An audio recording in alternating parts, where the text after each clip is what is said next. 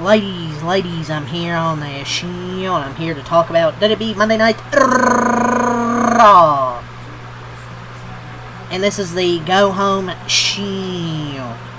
5 days before Survivor Series. War Games from Petco Park in San Diego. Boo, Padres. W hits the airwaves tonight with the Go Home Show, trying to drive more anticipation and excitement. So Roman Reigns kicked off the show. Obviously, Dominic Mysterio sent one last message to John Cena ahead of their Intercontinental Championship rematch at Survivor Series. The Last Time Is Now tournament continued. Gunther and Carmelo, Solo Sikoa and Penta. So let's review what went down in this episode tonight. So, announced in advance of the show were obviously Roman Reigns promo, War Games Advantage match, the 2 Last Time Is Now tournament matches, Melo and Gunther and Penta and Solo Sikoa, Dominic Mysterio and Becky Lynch cut promos, JD McDonald's versus Rey Mysterio, Booyaka, Booyaka. So let's start off here. So Roman Reigns kicks off Monday Night Raw. So he kicked off Raw ready to address his return to the company. He returned, was it last week? I'm pretty sure it was last week. And his match in place in Saturday's War Games when the undisputed WWE Champion Cody Rhodes interrupted to a thunderous ovation. He asked his own-time rival what benefit Reigns gets for partnering with him. CM Punk and the Usos at War Games. I've been in this war. You're just now joining. He responded. He cited his family, the Usos, and his investment in them as the reason he came back to do battle with the Vision, Logan Paul, Drew McIntyre, and Brock Lesnar. Then the World Heavyweight Champion, CM Punk, interrupts next.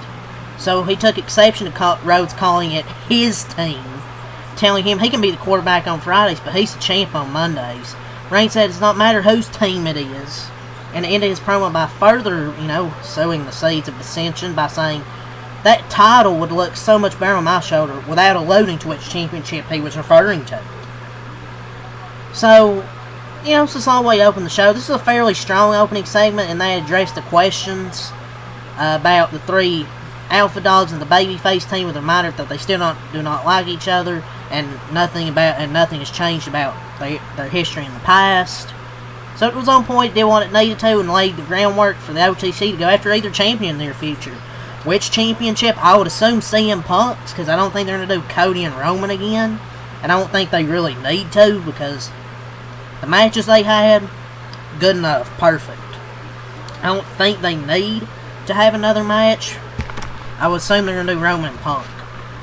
But that's just what I'm thinking. Survivor Series has in recent years produced a big moment or angle that's propelled WWE television forward and set the stage for WrestleMania season. So it could be Reigns' pursuit of championship gold at the expense of his War Games team. We'll see. But this is a strong opening to the show. So, like the opening here, then we get Carmelo Hayes and Gunther in the Last Time Is Now tournament. So he fresh off an upset victory with help from Cody Rhodes over Bronson Reed on SmackDown. I thought this was a pretty solid match. Obviously, Gunther defeated Carmelo Hayes. I feel like Gunther's going to win this. I just don't know if Gunther needs to win this, because we know Gunther's proven already. I would rather them give it to a younger guy, because Gunther, he's already established. He doesn't really need this, honestly. But, I love Gunther, but, it was a good match. This was another extraordinary match with Gunther, who's, to me, one of the best wrestlers for the second week in a row. He took a dynamic young talent, put them over by letting them shine, still emerged the victor, while elevating his opponent's credibility. If he's a superstar to retire John Cena, then I'm fine with it, because I like Gunther, but I'm just saying I'd rather see somebody that really isn't established yet get more established. But this was still a good match. So, pretty strong start to the show here. So, backstage, the Usos criticized their War Games opponents for not being on the same page and volunteering themselves to represent the team against Drew McIntyre and Logan Paul in the main event. Dominic Mysterio. So, ahead of a Survivor Series showdown with John Cena in his hometown, hit the ring to address probably the biggest premium live event match of his career so far. He presented he promised to embarrass Cena and take back his IC title in San Diego before informing the fans in OKC that the greatest of all time was not the Bionic Cube. The time is now. Can't see me. Time's now. A big pop from the fans and a person of short stage stature, dressed like Cena. After a brief verbal back and forth, Mysterio attacked, leaving John Cena, who was an impersonator, lying in the crumbled heap. Mysterio hit the ring to make the save, sending his son scurrying to the floor. This was an ode to Cena's mockery of Kurt Angle back in 2003, ahead of their match at that year's No Mercy, but it fell flat. It was too short to be meaningful and fell out of place like on WWE TV like 22 years later. Pretty good pop though for Rey Mysterio though.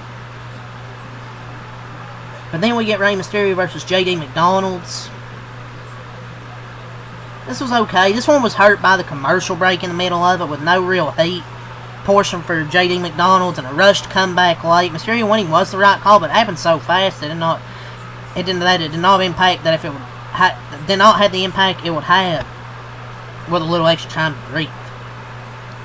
And oddly, Dominic was not involved in the finish, which could further play into the dissension with the Judgment Day if WWE plays it right, especially since it looked like Dirty Dom left his boys to do his work for him. But I just wanted to just do something with the Judgment Day. Tournament, just have Dominic break away from the Judgment Day. I mean, it feels like we have this tension so much and they do nothing. And then backstage, Brock Lesnar arrives to the arena. So we get the Women's War Games hype. So Becky, Nia, Legend, and the Women's Tag Champs, Sane and Asuka hit the ring to hype up the War Games match. Lynch launched into a rant about the injustice of her loss to Maxine last week and issued a warning to AJ, claiming the biggest mistake the former Divas champion ever made was locking herself in a cage with the man. She hyped up her team while still making all about herself until Rhea's music played, and then her team arrives. So then Rhea blasts Jax with a microphone in the face. Brawl breaks out.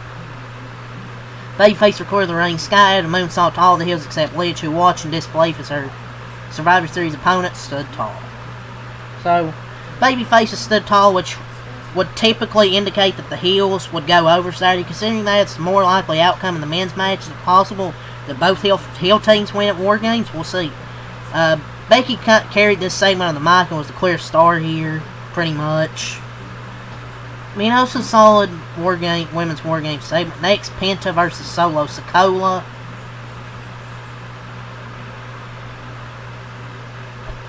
I hate WWE sometimes, man. Now I enjoyed this show, but right here, no. What is it with Solo Sikoa? Look, I know Penta probably wasn't going to beat Gunther, but I would rather see Penta versus Gunther. Solo and Gunther, come on, man. Nobody wants to see that shit.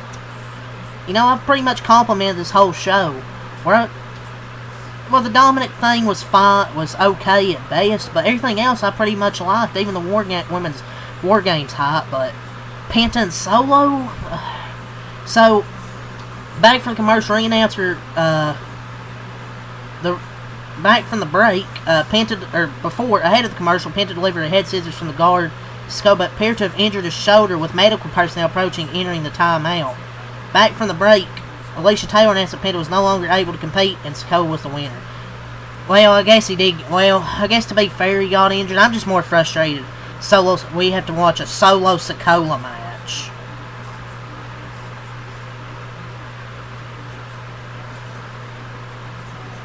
But you gotta be kidding me, man. But I'm mostly just frustrated I have to watch a Gunther and another Solo match. But Penta, but he is hurt, I think, so I feel like he's been dealing with a shoulder injury for a while. It might be time to get that fixed. But I don't want to watch. If the injury is legit, there's nothing they could have been done. If it's not, they fucked up. But if it's a doctor's stoppage, then then just unfortunate luck with injuries, man. And also, they were supposed to reunite the Lucha Brothers in AAA, so hopefully he gets better soon. But I'm just more frustrated to watch another fucking solo match, dog.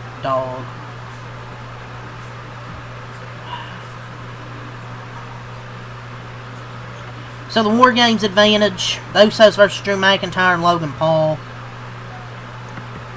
So, who won? McIntyre and Paul defeated the Usos. Like most of the in-ring action tonight, this was perfectly acceptable wrestling that kept everyone safe and produced the desired outcome. It is not necessarily made for the most exciting match in the world, but at least it's somewhat entertaining. This was funny. Okay, so Brock Lesnar's coming down to the ring. I've never, in my years, in the years I've been watching wrestling, I've never seen Brock Lesnar stumble and fall during his entrance. He's coming out and he stumbles and falls during his entrance. That was absolutely funny, man.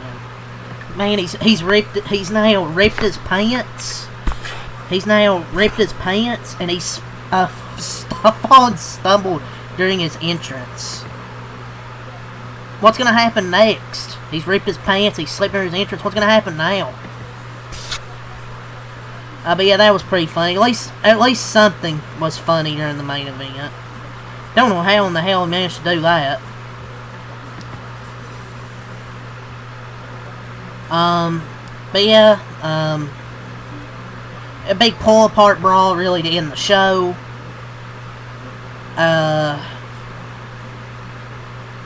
It was okay. I think Paul recovered and stole the win with a fruit roll-up. The brawl continued after the Bounty Reigns appeared. He uploaded with a barrage of Superman punches and stood tall with his teammates as credits rolled as until Brock appeared, slipped during his entrance and joined his teammates for the big pull-apart brawl. So, it featured all of the meaningful segments outside of Stephanie and Nikki, but this still felt like a considerable step down from last week's incredible show at MSG, which is going to be hard to top, obviously. But the wrestling was not as good, even if Gunther and Hayes tore the house down. The angles felt like retreads, and the result was a show that did what it needed to, but failed to match the quality of last week. I figured it wouldn't be as good as last week, because it's going to be hard to top that. But I felt that he missed the mark big time with the final sale, though. War Games advantage means nothing. That's just kind of just what I think, though. I feel like War Games, the show should be good. It was a decent show. I'll give it like 6 out of 10. I thought it was decent. But yeah, that's kind of what I'm going to say. 6 out of 10. Leave a like, subscribe for more. And until next time, Alkalite, peace. And I'll see you for Friday for the Go Home show for SmackDown. I already got all the results and shit wrote down because I looked at the spoilers. So I already know what's going to happen, but I'll watch the show and then I'll be here Friday to review Go Home show and then Survivor Series. So, yeah, that's all to say. Leave a like, subscribe for more. Peace.